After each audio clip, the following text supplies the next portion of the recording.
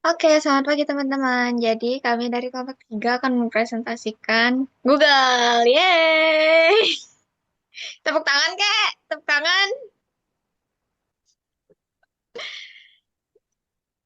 Em, oke, jadi di pendahuluan kami membahas latar belakang pentingnya sistem informasi dalam organisasi modern saat ini. Perkembangan teknologi informasi telah mengubah cara perusahaan menjalankan bisnis, mulai dari komunikasi, penyimpanan data, hingga pelayanan pelanggan. Namun, di balik manfaat tersebut, muncul resiko besar, yaitu ancaman terhadap keamanan informasi.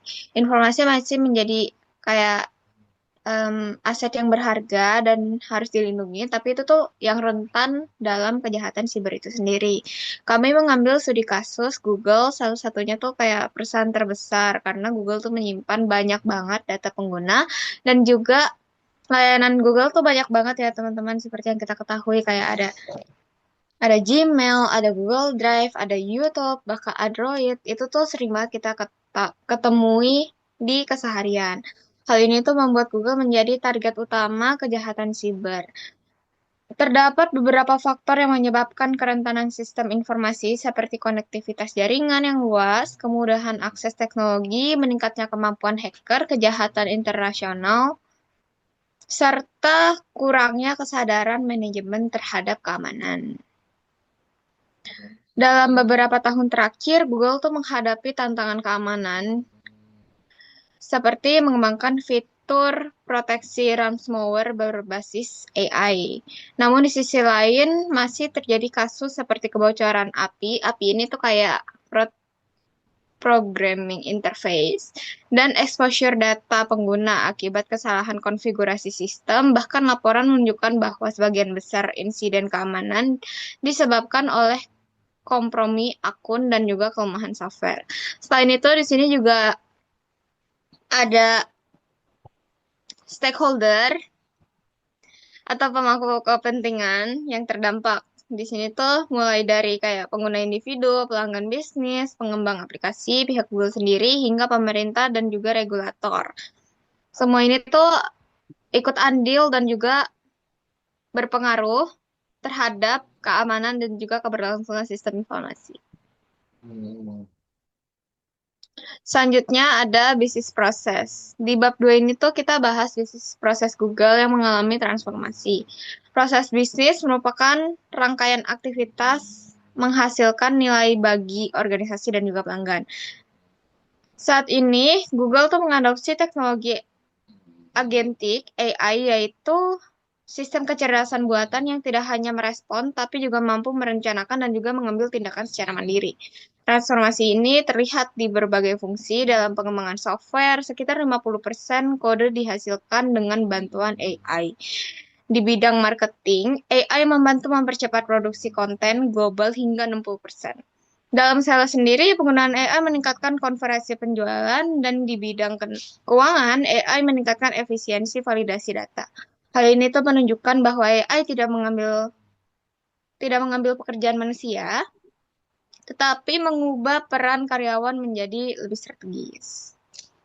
Dalam perubahan proses bisnis terdapat dua. Di sini ada BPR dan BPI.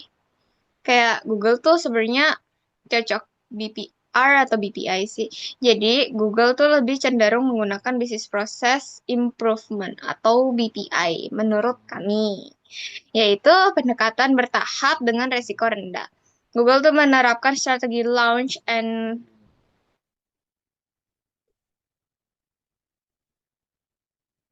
perbaikan secara berkelanjutan berdasarkan feedback. Pendekatan ini tuh memungkinkan inovasi tanpa risiko besar. Selanjutnya kami juga menganalisis Google menggunakan Five Force di sini, yaitu persaingan industri sangat tinggi karena Google bersaing dengan Microsoft dan juga Amazon.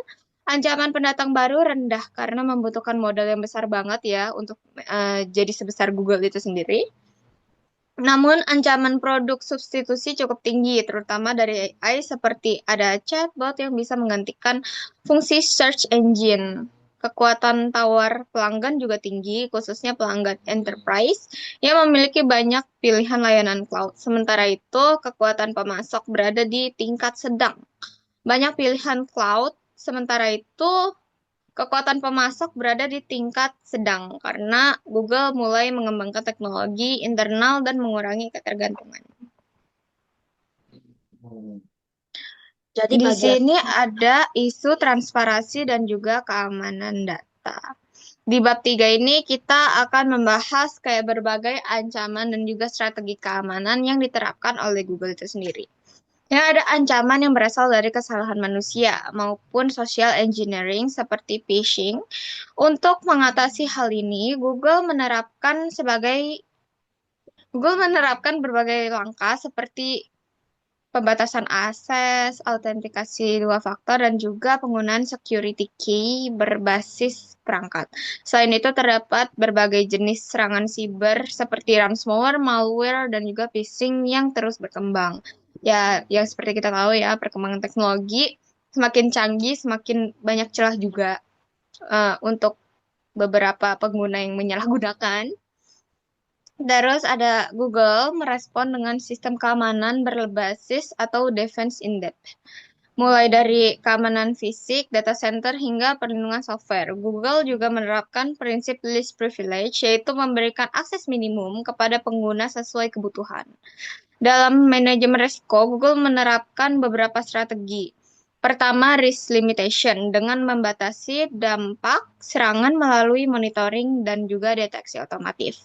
Kedua, risk acceptance yaitu menerima resiko tertentu seperti penghentian fitur dark web report.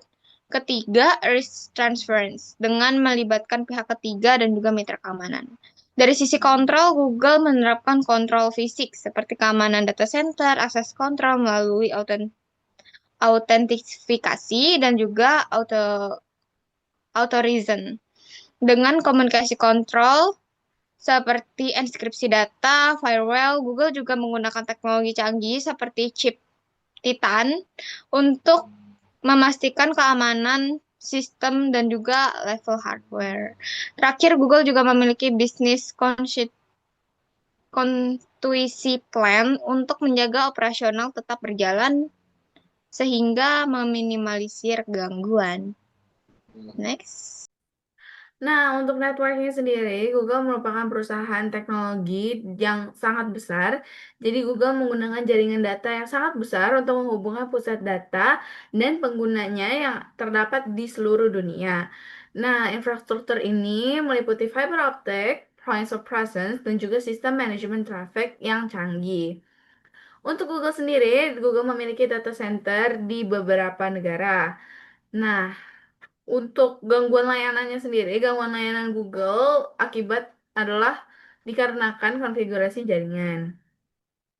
Nah, hal ini menunjukkan bahwa human error merupakan salah satu resiko terbesar yang ada meskipun itu di perusahaan teknologi yang besar.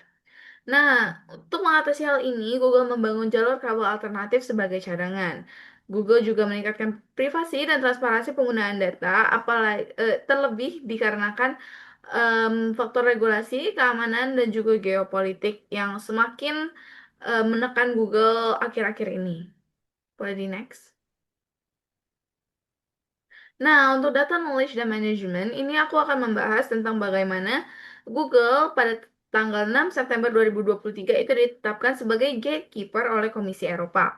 Gatekeeper sendiri merupakan julukan bagi perusahaan yang memiliki konsentrasi kekuatan pasar yang besar sekali di market perusahaan teknologi, sehingga praktik merugikan pesaing dan juga hak-hak pengguna sering terjadi.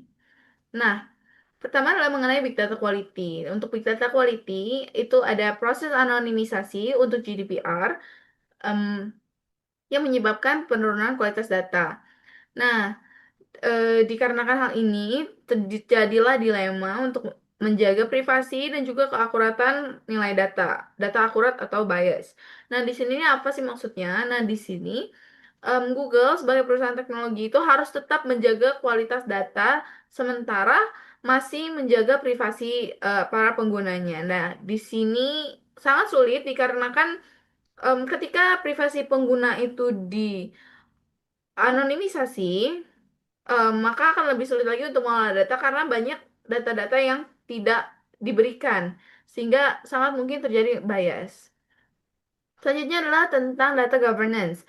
Nah, kewajiban berbagi data dengan pihak ketiga. Nah, di sini Google sangat sulit untuk menyeimbangkan antara transparansi data dan juga perlindungan pengguna. Dikarenakan seperti yang saya jelaskan tadi, data-data yang penting memang harus dianonimisasi untuk menghindari kebocoran data. Sementara untuk membagikan data ke pihak ketiga memerlukan keakuratan yang baik, sehingga hal ini merupakan suatu hal yang sangat sulit dilakukan oleh Google. Yang terakhir adalah mengenai knowledge management, yaitu pengetahuan yang tersebar di berbagai tim, baik legal, engineer, atau privacy, sulit untuk diintegrasikan. Hal ini dikarenakan pengetahuan ini merupakan tacit knowledge yang sulit untuk didokumentasikan dan dibagikan. Terlebih ditambah dengan perubahan regulasi yang secara terus-menerus dan cepat. Nah, hal ini membuat menurunkan pengetahuan ke generasi selanjutnya ini lebih sulit lagi bagi Google. Oke, boleh di next. Nah, terakhir adalah mengenai ethics dan privacy, yang dimana ini sangat amat berkaitan dengan yang saya bahas sebelumnya. Di sini saya akan membahas beberapa masalah yang terdapat pada Google gitu. Yang pertama itu ada key issues, di mana privacy dan surveillance. eh, Terjadi permasalahan tentang Google dikarenakan adanya pelacakan lokasi tanpa persetujuan yang jelas. Hal ini diselesaikan dengan Google dengan membayar denda kurang lebih 425,7 juta dolar pada tahun 2025. Selanjutnya juga ada big data accuracy, yaitu banyaknya data-data yang tidak akurat yang diberikan oleh Google. Hal ini dapat menimbulkan resiko bias dan juga rekomendasi yang salah. Ini yang juga sudah saya katakan sebelumnya, ini data-data bias dikarenakan banyaknya informasi itu diprivasikan, sehingga pengolahan datanya pun lebih sulit. Selanjutnya itu ada data ownership atau kepemilikan data ini yang tidak jelas. Selanjutnya, yang terakhir adalah accessibility atau layanan gratis yang dibayar dengan data. Google itu banyak sekali memberikan pelayanan yang gratis, namun sebagai bayarannya, data-data kita akan diambil untuk diekstrak dan juga dijadikan bahan untuk improve lebih lanjut lagi Google itu sendiri. Selanjutnya adalah etika perspektif. Itu ada utilitarian, yaitu manfaat layanan versus pelanggaran privasi, di mana di sini sebenarnya manfaat layanan Google itu lebih besar daripada pelanggaran privasi yang dia berikan, sehingga memang lebih baik untuk tetap digunakan, namun kita sebagai para pengguna juga harus tetap berhati-hati agar privasi kita tidak dilanggar. Lalu rights, hak privasi pengguna yang dilanggar. Ini yang saya jelaskan sebelumnya. Kita harus berhati-hati supaya rights kita tidak dilanggar. Untuk justice, keuntungan besar tidak seimbang dengan pengguna. Nah, ini adalah bagian di mana kita merasa tidak adil dikarenakan data-data kita diambil. Lalu ada common goods, di mana manfaat publik versus resiko pengawasan. Nah, resiko pengawasan di sini maksudnya adalah seperti regulasi yang tadi saya katakan sebelumnya itu digunakan untuk menutup kemungkinan lebih banyaknya terjadi em, pelanggaran hak dan data. Dan virtue adalah kurangnya transparansi dan integritas. Hal ini sangat betul dikarenakan banyak sekali praktik Google yang tidak diberitahu secara langsung kepada kita, para pengguna, sehingga em, seringkali kita tidak mengetahui bahwa data-data kita sebenarnya telah diambil oleh Google. Oke, sekian dari kelompok kami. Kita tambahkan, Di jadi sini secara juga ada referensi yang kita gunakan ya, teman-teman. ini referensi yang kita dapat. Terima Sekian kasih. kelompok kami, terima kasih.